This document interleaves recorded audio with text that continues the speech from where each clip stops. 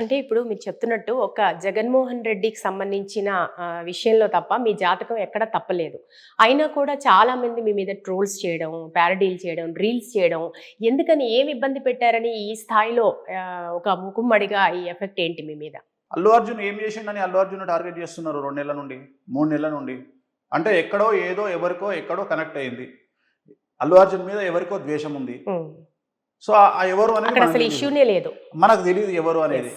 ఎవరు అనేది మనకు తెలియదు. చివరికి ఎంత దిగజారిపోయింది వ్యవస్థ అంటే Allu Arjun pan India star అని నేను చెప్పిన దాన్ని కూడా ఒక టీవీ ఛానల్ అరగంట డిబేట్ పెట్టి Venu Swamy Allu Arjun pan India star అని చెప్పినాడు కాబట్టి అల్లు అర్జున్ జీవితం నాశనం అవుతుంది అని అరగంట ప్రోగ్రామ్ చేశారు నా మీద. అంటే దాన్ని కూడా అంటే అల్లు అర్జున్ మీద ఉన్నటువంటి కసి చెప్తుంది. సో అల్లు అర్జున్ కంటే గొప్పవాడినా నేను, అల్లు అర్జున్ వైఫ్ స్నేహారెడ్డి కంటే గొప్పవాడినా నేను. సో అల్లు అర్జున్నే ఒక ఆట ఆడుకుంటున్న సందర్భంలో నేనెంత, ఇవాళ పవన్ కళ్యాణ్ గారు ఇవాళ డిప్యూటీ సీఎం అయినారు. పవన్ కళ్యాణ్ గారిని 2017, 16, 15లో ఏ రకంగా ఆడుకున్నారు, ఎంత ఘోరం జరిగినాయి, ఎంత విమర్శలు చేసినారు, వాళ్ళ ఫ్యామిలీని ఎట్లా తిట్టినారు.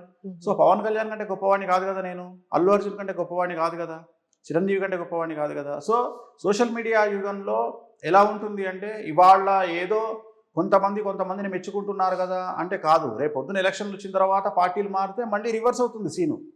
ఇవాళ బళ్ళు రేపు ఓడలు, రేపు ఓడలు ఇవాళ బళ్ళు, రివర్స్ ఉంటుంది. మళ్ళీ ఆ రోజు ట్రోల్ చేసేవాళ్ళు వేరు, చెయ్యబడే వాళ్ళు వేరు.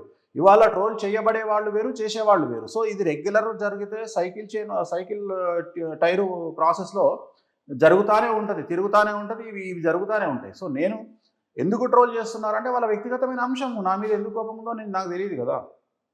ఒకళ్ళకు పొలిటికల్ ఇష్యూస్ ఉండొచ్చు, ఒకళ్ళకు పర్సనల్ ఇష్యూస్ ఉండొచ్చు, ఒకళ్ళకు వ్యక్తిగతమైన అంశం ఏముందో నాకు తెలియదు. నేను చేసి నాకు తెలియదు, నా జ్యోతిష్యం చెప్పడము నా వృత్తి, నా ధర్మం తప్ప నేను వ్యక్తిగతంగా ఒకళ్ళకు ఎడ్జ్ తీసుకొని చెప్పడము నా ప్రాణం పోయినా నాకు నేను చెప్పను నేను.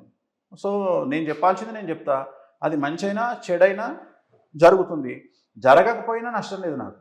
ఇంకోటి నేను ఏం కోరుకుంటా, నేను చెప్పినప్పుడు చాలా వరకు నెగిటివ్లు చెప్పినప్పుడు, ఒక భార్యాభర్తలు విడిపోతారని తెలిసినప్పుడు వాళ్ళు విడిపోవద్దు, నేనే ఓడిపోవాలని కోరుకుంటా. ఒక వ్యక్తికి యాక్సిడెంట్ అవుతుంది అంటే యాక్సిడెంట్ అవ్వద్దు, నేనే ఓడిపోవాలని కోరుకుంటా. ఒక వ్యక్తి చనిపోతున్నాడు అంటే చనిపోవద్దు, నేనే ఓడిపోవాలని కోరుకుంటా. సో ప్రతి దాంట్లో చెడులో నేను ఓడిపోవాలని కోరుకుంటా, మంచిలో ఇద్దరము గెలవాలని కోరుకుంటా. సో ట్రోల్ చేసే వాళ్ళ గురించి నేను పట్టించుకోను.